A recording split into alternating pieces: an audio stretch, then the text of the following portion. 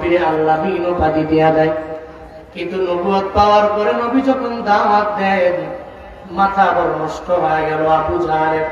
কারণ আবু জাহালের চরিত্র খারাপ। মায়ান নবীর চরিত্রের সার্টিফিকেট দিয়েছেন একজন, চিল্লা বলেন তার নাম। আবু জাহালের চরিত্র চূড়ান্ত লেভেলের খারাপ। মায়ান নবীর চরিত্রের ব্যাপারে আল্লাহ পাক রব্বুল আলামিন সার্টিফিকেট দিয়ে দিলেন, ইন্নাকা লাআলা খুলুকিন আযীম। আল্লাহ পাক বলেন, ও পয়গম্বর আমার, খুলুকে আযীম আমি আল্লাহ আপনারে দিয়ে দিলাম, সুমহান এক চরিত্রের অধিকারী আমি আল্লাহ আপনারে বানায়া দিলাম। এজন্যই যার চরিত্র ভালো তার দলটা ডে বাই ডে ভারী হবে, এটাই স্বাভাবিক ব্যাপার। আবু জাহালের মাথা বড় গরম হয়ে যায়। দুনিয়ার স্বাভাবিক নিয়ম হলো যারা হকের কথা বলে, দেখবেন যারা বাতিলেদের দল হালকা হবে ভেবে দেখে বিভিন্ন জুলুমের মাত্রা বাড়ায়া দেয়, নির্যাতনের মাত্রা বাড়ায়া দেয়। কারণ চরিত্রহীনেরা লম্পটেরা ভালো করেই জানে, একজন চরিত্রওয়ালা হক কথা বলনেওয়ালা মানুষ যদি আমার এলাকার মধ্যে থাকে, তাহলে জীবনে কোনোদিন এই এলাকার মধ্যে আমি ডেভেলপ হতে পারবো না, আমি উন্নতি সাধন করতে পারবো না। এই জন্যই দেখবেন নিজের জালেম বানাইয়া হক কথা বলনেওয়ালারে জিন্দাখানায় বন্দী করে। এমন নজির প্রমাণ আমার দেশে আছে না না? হকের কথা বললে মাথা নষ্ট হয়ে যায় জালেমের। ডক্টর আফিয়া সিদ্দিকের ব্যাপারে আমার বাংলাদেশের 100% মানুষ জানে না, 90% মানুষই জানে না, মাত্র 10% মানুষ তার ব্যাপারে জানে। কে সেই ডক্টর আফিয়া জানো? বাংলাদেশে বাড়ি না, পাকিস্তানের মধ্যে বাড়ি। আমেরিকার সিটিজেন হয়ে ওখানে পড়াশোনা করলেন, ভার্সিটি থেকে অনার্স মাস্টার্স করলে ওলি আল্লাহর এই বান্দি একাধারে স্নায়ু বিজ্ঞানী। আবার ডক্টর আফিয়া একাধারে 30 পারা কোরআনের একজন হাফেজা। চিল্লায় পড়া যাবে কি মারহাবা? একাধারে স্নায়ু বিজ্ঞানী, আবার কোরআনের হাফেজা, আবার আমেরিকা দামি দামি বড় বড় ভার্সিটি থেকে পড়ুয়া অনার্স মাস্টার্স করলে ওলি নারী। আমেরিকার বিজ্ঞানীদের কারণে তার এত অর্জনের পরে মাথা গরম হয়ে গেল। কেন রে? ডক্টর আফিয়া আমগো পরিবেশের থেকে আমগো চরিত্রের মতো হতে হবে। কেন সে হিজাব করে, কেন সে নিকাব লাগায়? মাথা নষ্ট হয়ে গেল। এজন্যই তাকে জিন্দাখানায় বন্দী করা লাগবে। অথচ ডক্টর আফিয়ার মতো ব্যক্তিরা তো ভালো করেই জানে মহিলারা উলঙ্গ হয়ে চললে সম্মান নাই, মহিলারা হিজাব আর নিকাবের মধ্যেই সম্মান খুঁজে পায়, ঠিক কিনা? উলঙ্গ হয়ে চললে সম্মান নাই। শারজি শাহ আলমের দিকে দেখো, নব্য গণজাগরণের এক নেতা 2 দিন আগে যে বিয়া করলেন এই শারজি শাহ আলম চাইলে পারতেন যে আমার অনলাইনে ভালোই প্রচারণ আছে, আমার বউয়ের ছবিটা আমি ছাড়লে ভালো লাইকও পাওয়া যাবে, ভালো ফলোয়ারও আসবে, আমার বউ মানুষ দেখবে, এই চিন্তা নিয়ে সারে নাই। এমন একটা আল্লাহর বান্দি বিয়া করলেন কোরআনের হাফেজা, এমনকি তার নামটা পর্যন্ত অনলাইনের মধ্যে ঘোষণা করা হয় নাই। শারজি শাহ আলমরা ভালো করে জানে পর্দার মধ্যে আমার বউরে রাখলে আমার বউয়ের মধ্যে রহমত আসবে, বরকত দিয়ে আল্লাহ পরিপূর্ণ ভরপুর বানায়া দিবে। এরা জানে রে, কারণ গায়রতলা স্বামীরা নিজের বউ নিয়ে অনলাইনের মধ্যে ব্যবসা করতে পারে না। একমাত্র যাদের ভিতরে গায়রত নাই, ব্যক্তিত্বহীনেরাই নিজের বউরে অনলাইনে আনতে পারে, ঠিক কিনা? বউ আমার বড় সুন্দরী, আমার বউ আমার ঘরের মধ্যে থাকবে, আমি দেখবো, কেউ দেখতে পারবে না। এটা গায়রতলা স্বামীর এটাই কথা, এই জন্য সে তার বউরে অনলাইনে আনতে পারে না। ও আল্লাহর বান্দারা, এই শারজি শাহ আলম থেকে তুমি শিক্ষা নাও। তুমি যে বিয়ে করার পরে বউয়ের ছবি ফেসবুকের মধ্যে দাও, ইউটিউবে দাও, আবার এখন থেকে ট্রেন্ডিং আমার দেশের মধ্যে হয়ে গেল। যখন থেকে নিজের ভিডিও মানুষ বেশি দেখে না, তখন একটা বিয়া করে বউটারে ঘরের মধ্যে আনে, এরপরে দুইজনে মিল্লা ভিডিও বানায়, আর এই ভিডিও মিলিয়ন ভিউজ হয়। ও মনে মনে ভাবে এটাই তো আমার ইনকামের প্রথম জায়গা, প্রথম কাজ। কয়েকদিন পরে আবার একটা বাচ্চা আসে, এরপরে এই বাচ্চাটার প্রতি মাসে মাসে বার্থডে উদযাপন করে। এমন কাপড় ব্লগার আমরা দেশে আছে নানা। স্পষ্ট বউ ব্যবসায়ী আছে নাই? কিন্তু গায়রতহীনরা এটা করতে পারে, যার ভিতরে বিন্দু মাত্র পরিমাণ ব্যক্তিত্ব নাই। যার ভিতরে ব্যক্তিত্ব আছে সে জীবনে কোনোদিন তার বউকে অনলাইনে আনতে পারে। হিজাবের সম্মান, নিকাবের ভিতরে সম্মান, পর্দায় নারীর সম্মান, ঠিক কিনা? আল্লাহ আমার মা বোনদেরকে হিজাব, নিকাব, পর্দা মেনটেন করে চলার তৌফিক দান করেন। আরো জোরে পড়েন আমিন। ডক্টর আফিয়া সিদ্দিকার দোষ কি? কোন কিছু নাই। দোষ হলো সে মুসলিমা নারী। দোষ কি? তার দোষ হলো কেন সে নিকাব পরে চলে। দোষ কি? কেন হিজাব পরে, এটাই বড় দোষ। আবার হিজাব পইরা সে স্নায়ু বিজ্ঞানী কেমনে হওয়া, হিজাব পইরা আমরা সিটিজেন কেমনে হওয়া। পরে পাকিস্তানের করাচির আর্মিদেরকে বলবো সে তো জঙ্গি সংগঠনের সাথে জড়িত আছে, আমাদের কাছে উঠে দাও। 2003 সাল থেকে নিয়ে 86 বছরের জেল ডক্টর আফিয়াকে দেওয়া হয়েছে। কত চর্চা করা হয়েছে। এটাই দুনিয়ার স্বাভাবিক নিয়ম। স্বার্থে আঘাত লাগলে কুফফারদের মাথা গরম হয়, তখন এরা ভালো ভালো মানুষগুলোকে উইদাউট এনি রিজন জিন্দানখানায় বছরের পর বছর বন্দি রাখে। তবে মনে রাখবা, এই বন্দি রাখলেই মুসলমানদের ইসলামের জাগরণ বন্ধ করে দেওয়া যাবে না। কারণ এই বাতি দুনিয়ার কোন ব্যক্তি জ্বালায় নাই, এই বাতি জ্বালিয়েছেন কে? আরো জোরে বলতে হবে কে? একজনের জবানকে বন্ধ করা যায়, কিন্তু তার ব্যাকগ্রাউন্ডে আরো 10 জন তৈরি করে দিতে পারে কে? বন্ধ করা যায়। ডক্টর আফিয়ার বোন গত বছর একটা সাংবাদিক সম্মেলনে উনি সাংবাদিকদের জানাইয়া দিল, বোনের দরবারে একদিন আমি গেলাম, আর যা বললাম, বোন আমার তোমার উপরে টর্চার করা হয়েছে আমি জানি, তবে কি পরিমাণ টর্চার করা হয়েছে আমার একটু বলো না। বোনরে জানাইয়া দিল, বোনরে দুনিয়ার এমন কোন শাস্তি নাই যে আমারে দেওয়া হয় নাই। আমার মুখ থেকে যতগুলা দাঁত আছে প্লাসের মাধ্যমে উঠে দেওয়া হয়েছে। দেখবেন আগের চেহারাটা দেখতে কেমন, এখন চেহারাটা দেখতে কেমন রে বাবা। আপনি দেখার পরে যদি খাঁটি মুসলিম হন, চোখের পানি আপনি ধরে রাখতে পারবেন না। ডক্টর আফিয়া বলে, বোন আমার একদিন টর্চার করতে করতে করতে করতে যখন আমার দুর্বল বানায় ফেললো, আমি ঘুমের পরে যখন ওই জিন্দানখানায় গেলাম, আমি তাকায় দেখি স্বপ্ন যুগে আমার মায়ার নবী হাজির। ডক্টর আফিয়া বলে, আমি বললাম, ও পয়গম্বর, কি দুঃখ আমার কপালে, কোনো কারণ নাই, কোন কারণ ছাড়া এই জিন্দান খেলার মধ্যে আমার বন্দী করে দেওয়া হলো, কোন কি কারণ আমার, কি দুঃখ আমার? মায়ার নবী বলছে, আফিয়া দুঃখ তো আমি তোমার জন্য করি না, তোমার কপালে দুঃখ না, দুঃখ আমার 200 কোটি উম্মত মুসলমানের জন্য, যারা আজ পর্যন্ত ডক্টর আফিয়ার পাশে দাঁড়াইতে পারে নাই।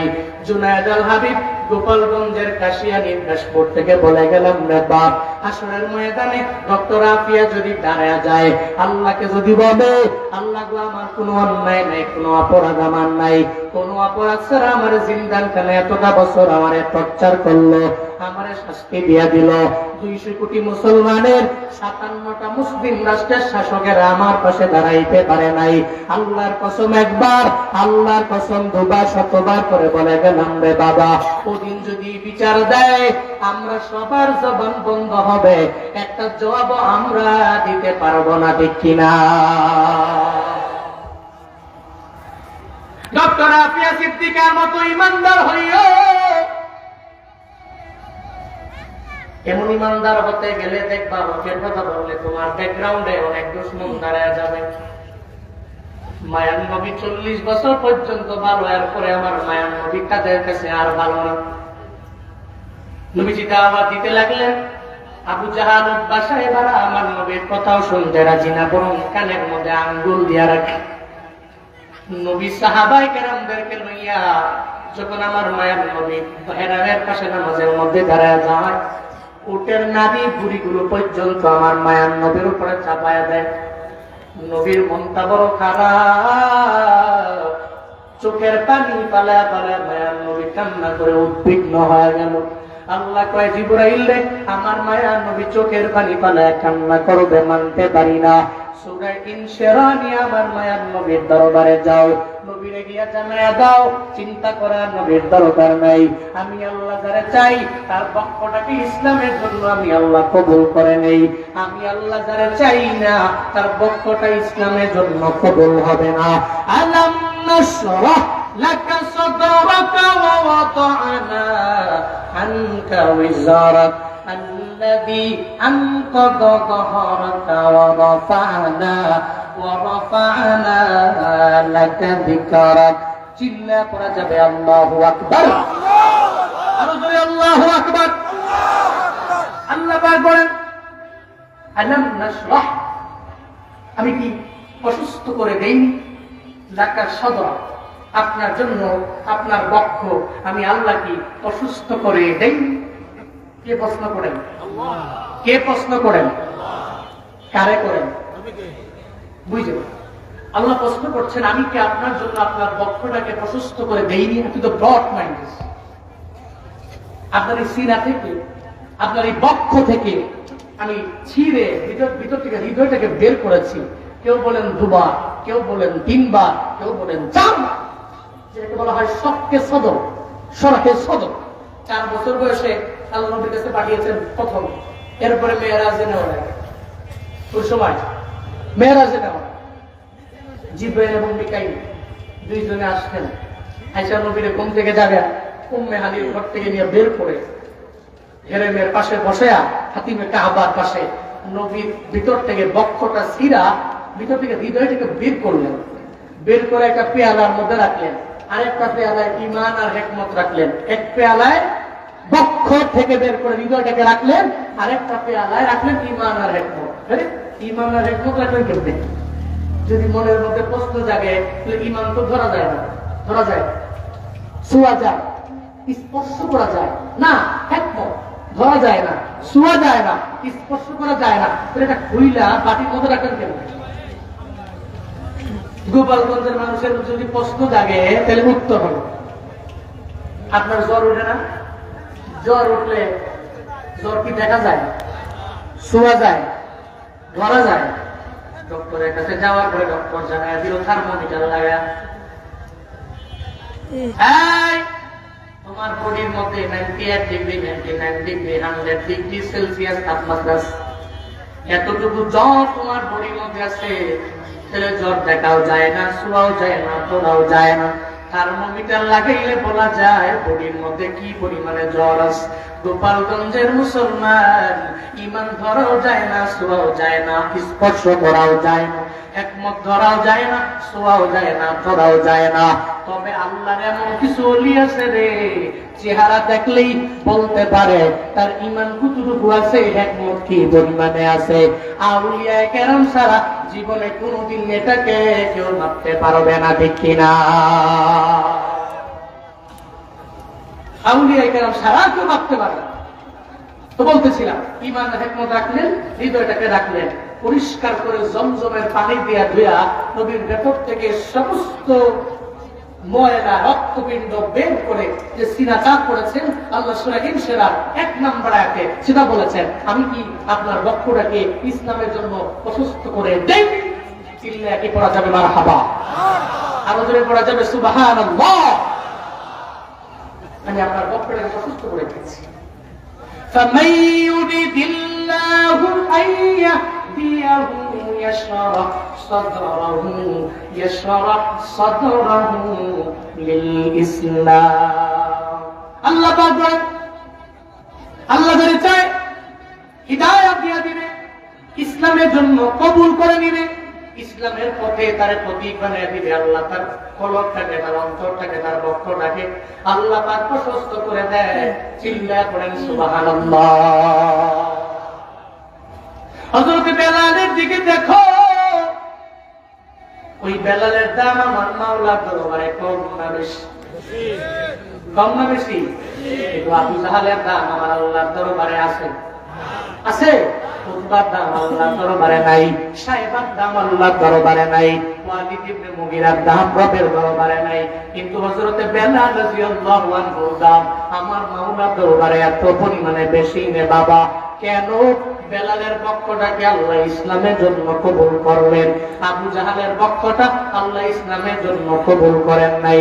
মক্কা মদিনায় উমরা করার জন্য যারা যায়, আপনারা তো দেখলেন না বাবা, তাওয়াফ করলেন 7 বার, এরপরে গেলেন সাই করার জন্য।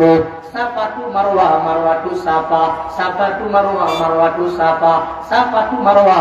আপনার 7 বার চক্করের পরে মুআল্লিম আপনারে জানায়া দেয়, এই হাজী 7 বার তাওয়াফ করেছো, এরপরে আবার সাই করেছো, এখন তো মনে হয় ইস্তেনজার একটা চাপ আসছে। কইছে মারওয়া থেকে বের হয়ে একটু দূর গেলি হাম্মাম আবি জাহাল, আবু জাহালের বাড়ি। এখানে গিয়া কয়, এবার 1 নম্বর করেন।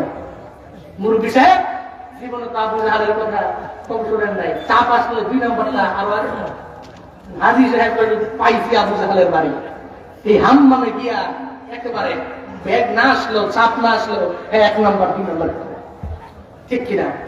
এরপর ওখান থেকে বের হলেই একটু দূর গেলে ধরেন ওই প্যান্ডেলের লাশ মাথা, আর এখানে স্ট্রিট, এখানে ধরেন আবু জাহালের বাড়ি, ওই জায়গাটায় আমার মায়ার নবীর বাড়ি। সুবহানাল্লাহ করবেন না? এই জায়গায় নবীর বাড়ি, যে আবু জাহালের বাড়ি অনেক দূরে, কেউ অনেক দূরে।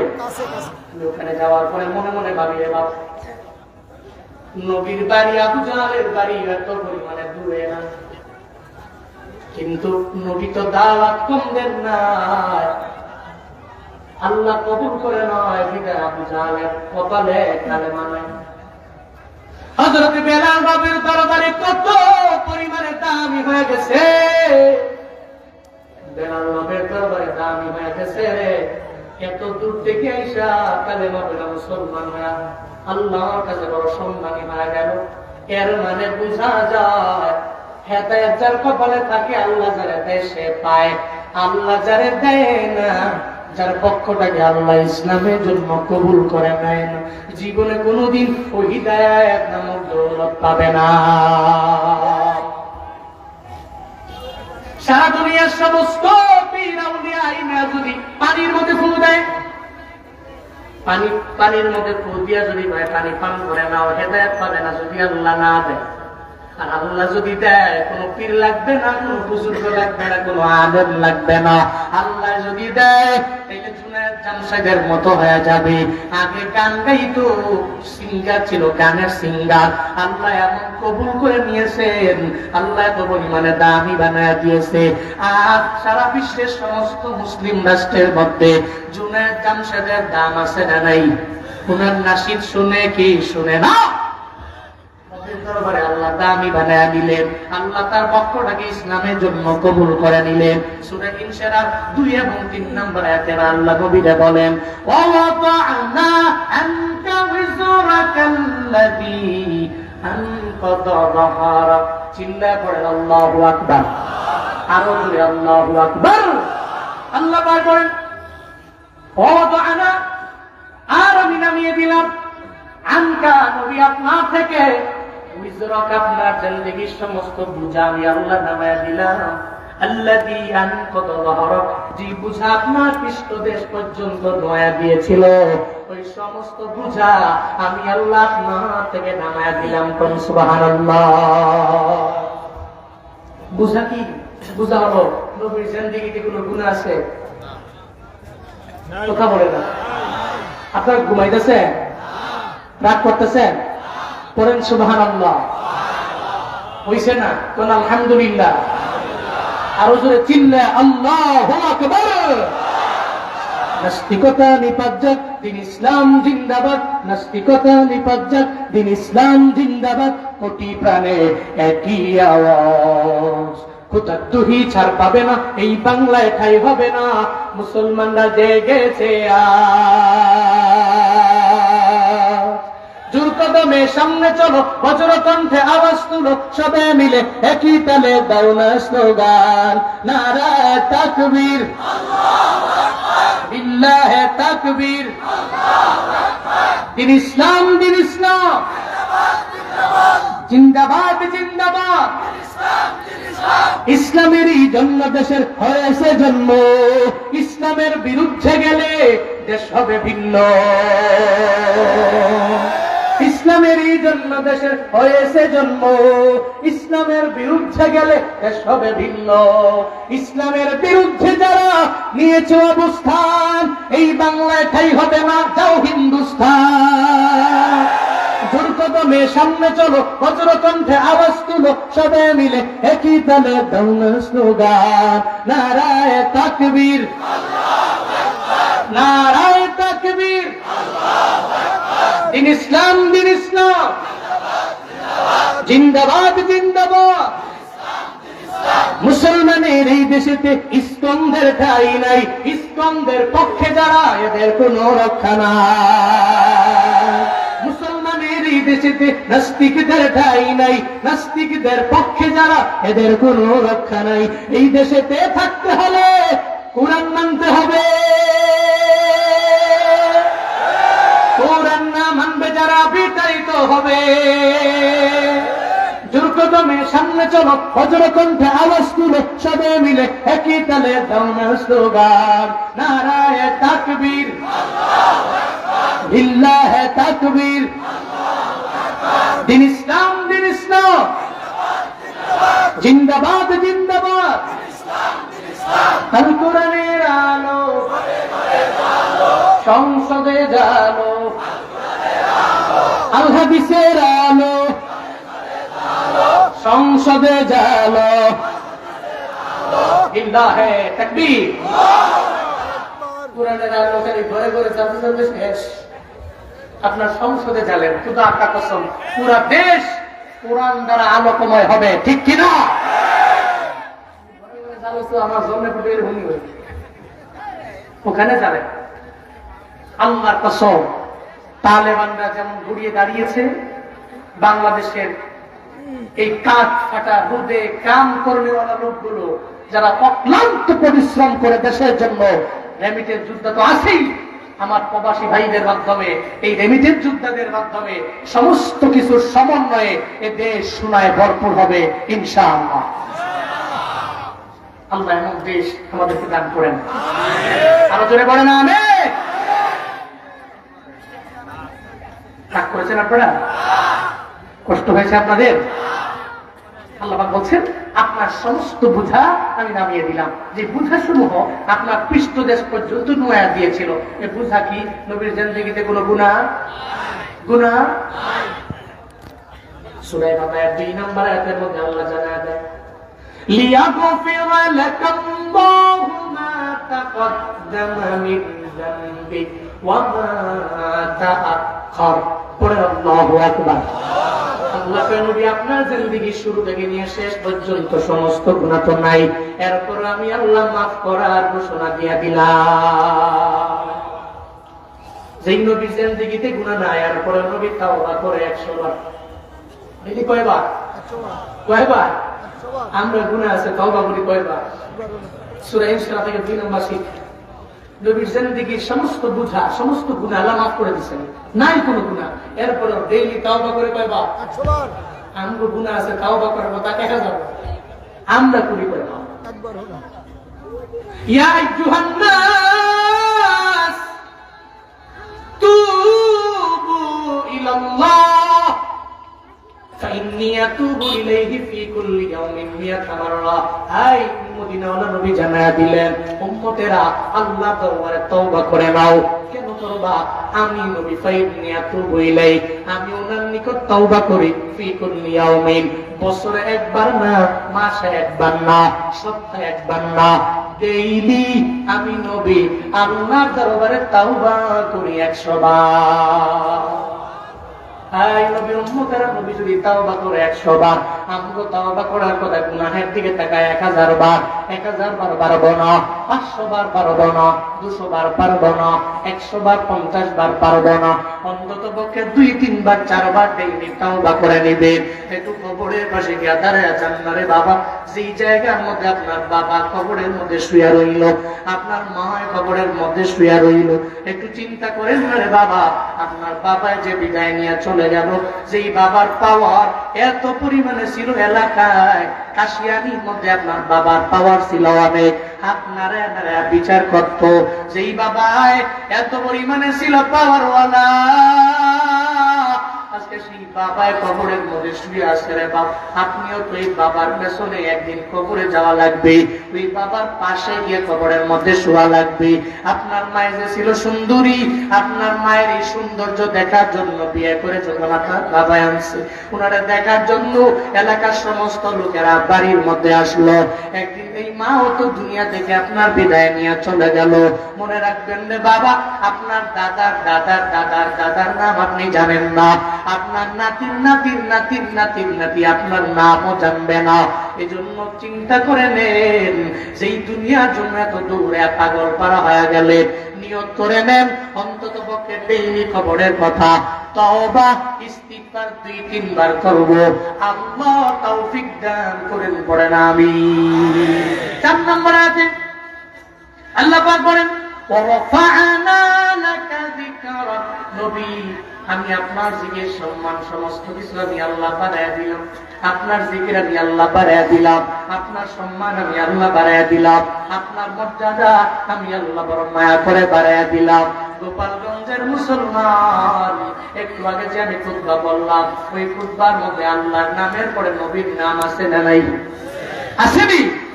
বাইতুল মুকাররমের মুয়াজ্জিন আযান দেয়, ওই আযানের মধ্যে আল্লাহর নামের পরে নবীর নাম আছে না নাই?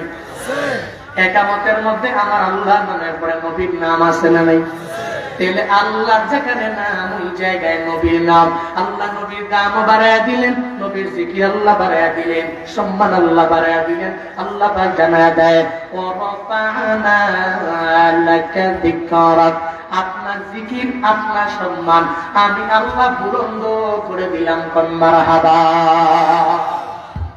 সব সম্মান মর্যাদা আমি আল্লাহ বাড়ায়া দিয়েছি। শুধু তাই না, আপনার খান মোবারক, আপনার জিহ্বার লালা মোবারকের দাম আমি আল্লাহ এত পরিমাণে বুলন্দ করেছি। দুনিয়ার সমস্ত মেডিসিন যদি এক পাল্লায় দাও, আর একটা পাল্লায় যদি আমার মায়ের নবীর জিহ্বা মোবারকের লালা মোবারক দাও রে বাপ, দুনিয়ার সমস্ত মেডিসিনের পাল্লা হালকা হয়ে যাবে,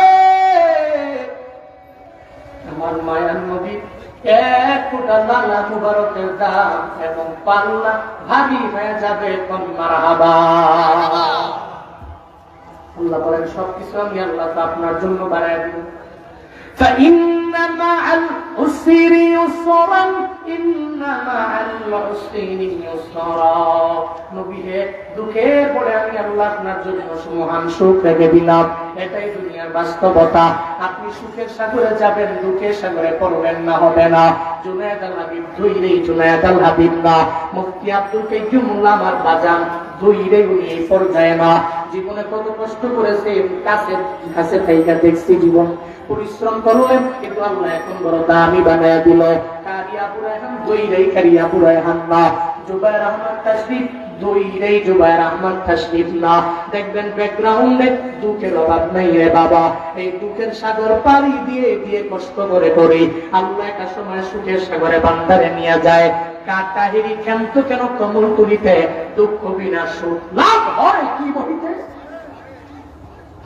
পদ্ম ফুলাম্বা কাদার দা খাবে না, হবে না। সুখের সাগরে যাইবারে গোপালগঞ্জের মানুষ দুঃখ আর কষ্ট আর ক্লেশ পাড়ি দিতে হবে না, বিষয়টা এমন। আগে দুঃখের সাগর পাড়ি দেও, এরপরে ধৈর্য আর ঈমান নিয়ে যদি অগ্রগামী হয়ে যাইতে পারো, একটা সময় দেখবা সুখের সাগরে তুমি হাবুডুবু খাও। কারণ কষ্টের পরে সুখ আল্লাহ দিবেন, এই ব্যাপারে প্রতিশ্রুতি আল্লাহ দিয়েছেন, ঠিক কিনা?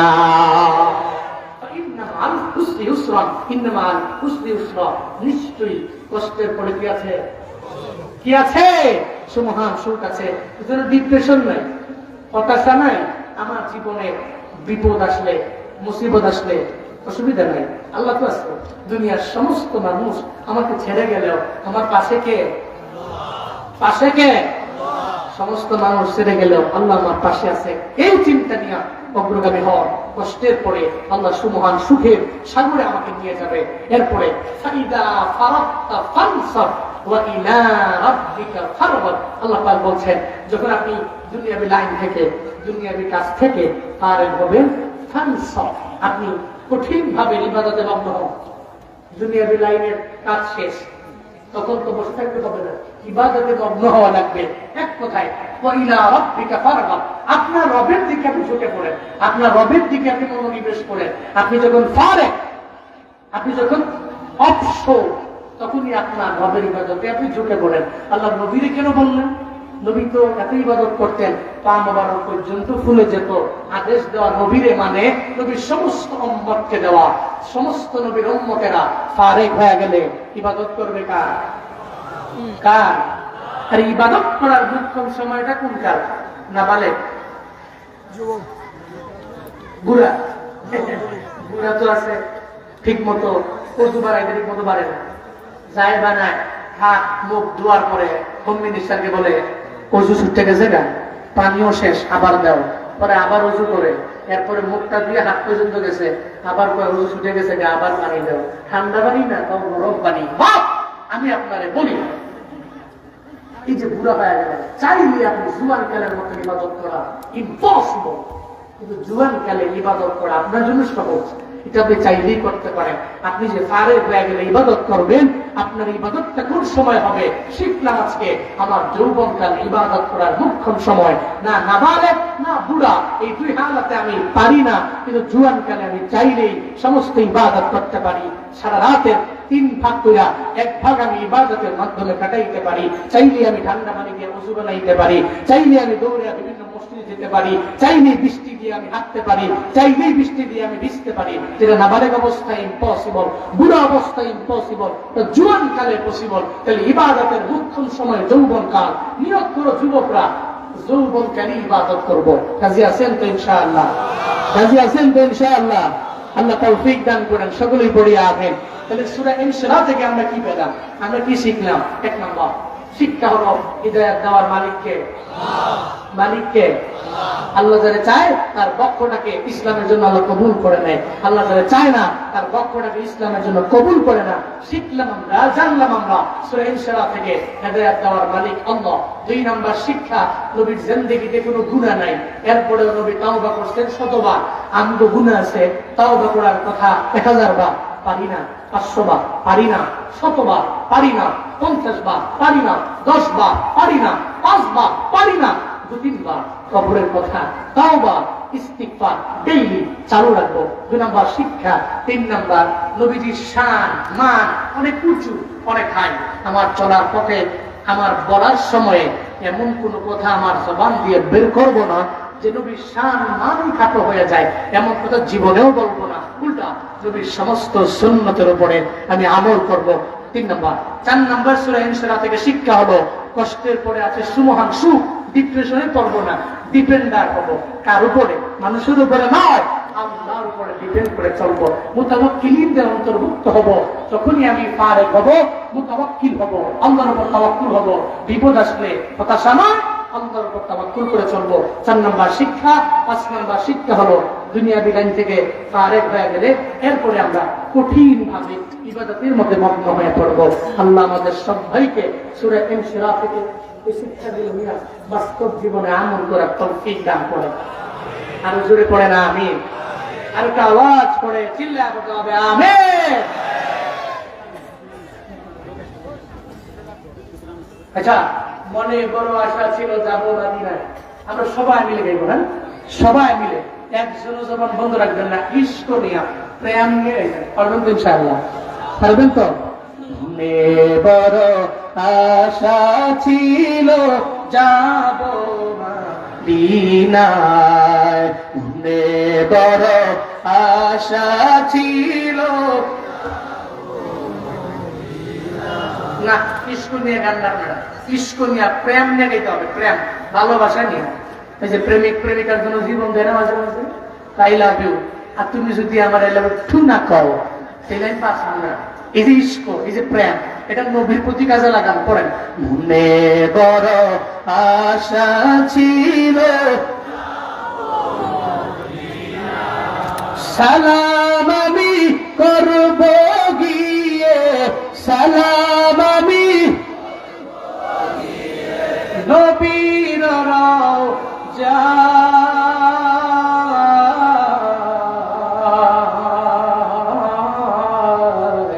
মনে বড় আশা ছিল, মনে বড় আশা ছিল,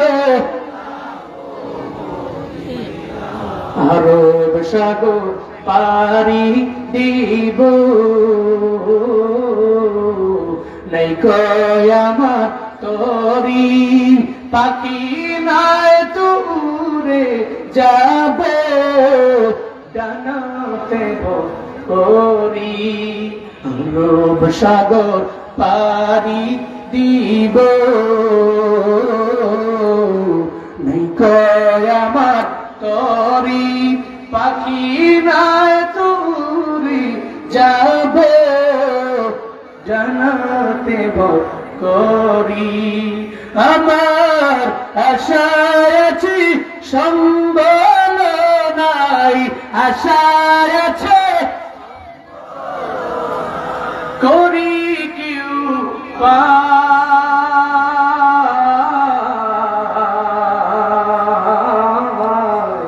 মনে বড় আশা ছিল, মনে বড় আশা ছিল যাব মদিনায়, মনে বড়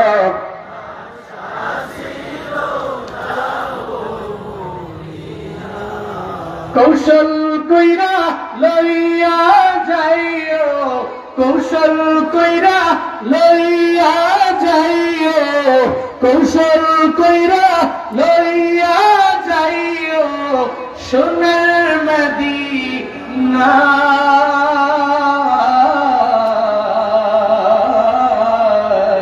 মনে বড় আশা আছে, মনে বড় আশা আছে যাব মদিনায়, মনে বড় আশা ছিল যাব মদিনায়, মনে বড় আশা ছিল। আল্লাহ জীবন একবার হলেও মক্কা মদিনায় যাওয়ার মতো তৌফিক এই ময়দানের প্রত্যেকটা মানুষকে দান করেন। ওখানে যেতে টাকা লাগে না, ইশক লাগে। কি লাগে? কি লাগে? জালালউদ্দিন রুমি বলেন, সাত সাগরের কিনারে বসে বসে পিঁপড়া চোখের পানি পালা রবের দরবারে কান্দে। মানুষ না, পিপিলিকা আল্লাহ দরবারে কান্দে, আল্লাহ আমরা কি মক্কা মদিনায় নিতেন না? কি কয়? কে কয়? পিঁপড়া কয়, আল্লাহ আমরা কি মক্কা মদিনা নিতেন না? পিঁপড়ার কান্দনটা আল্লাহর কাছে পছন্দ হয়ে গেছে। আল্লাহ গায়ে কবুতর পিঁপড়ার কাছে যা, পিঁপড়া নিয়ে ঘুরে মক্কা মদিনা দেখা যাবে। আল্লাহ আকবার জোরে বলে না? কবুতর কয়, ইরা বিমান তো হাজির ওরস না কে? এয়ারপোর্টের কাছে বসে ফ্লাইট বোর্ডিং পাস 5 বছর আমার কাছে হোক। পিঁপড়ায় কবুতরের পায়ের মধ্যে কামড় দিচ্ছে, কবুতর নিয়ে মক্কা মদিনা ঘুরে আবার ওই সাগরের কিনারে আইসা রাইখা দিয়ে গেছে। সুবহানাল্লাহ, পকেটে থন বাড়ি ফেললেন। আরো জোরে সুবহানাল্লাহ, আরো জোরে আল্লাহু আকবার। ওখানে যেতে টাকা লাগে না, কি লাগে? ইশক ইশক লাগে, প্রেম লাগে, ভালোবাসা লাগে, ভালোবাসার সমন্বয় লাগে। খুদা কা কসম, এই ভালোবাসা আপনারা মক্কা মদিনায় নিতে পারবে। আল্লাহ সব ভাইকে নবীর ইশক ও মহব্বত অন্তরে রেখে মক্কা মদিনায় যাওয়ার মতো তৌফিক, অন্তত পক্ষে একবার যাওয়ার মতো তৌফিক প্রত্যেককে আল্লাহ পাক দান করেন। সকলেই বলি আমিন। তোমার পীরকে আল্লাহ কবুল করেন। শেষ পর্যন্ত কথা বলে যারা সবার কথা শুই না, দোয়া দিয়া এরপরে প্রত্যেকে বাড়ি যাবেন। এরপরে আমাদের ইবাদত হোসেন সাহেব যিনি ব্যবস্থাপনা করেছেন, পরিচালনা করছেন, ওনার জন্য দোয়া করবেন। এখন আপনাদের সামনে ইসলামী নাশিদ এবং তিন প্রকারের কোরআন তিলাওয়াত করবেন আমার বন্ধুগণ। আপনারা যারা অপেক্ষমান ওয়েটিং এ আছেন, আমাদের অনেক কাছে, কত কাছে এটা বলে বুঝতেও যাবে না, এত কাছে, আমাদের অনেক কাছে, আমাদের প্রিয়, আমাদের পরিবার, বিশ্বজয়ী কারি আবু রায়হান আপনাদের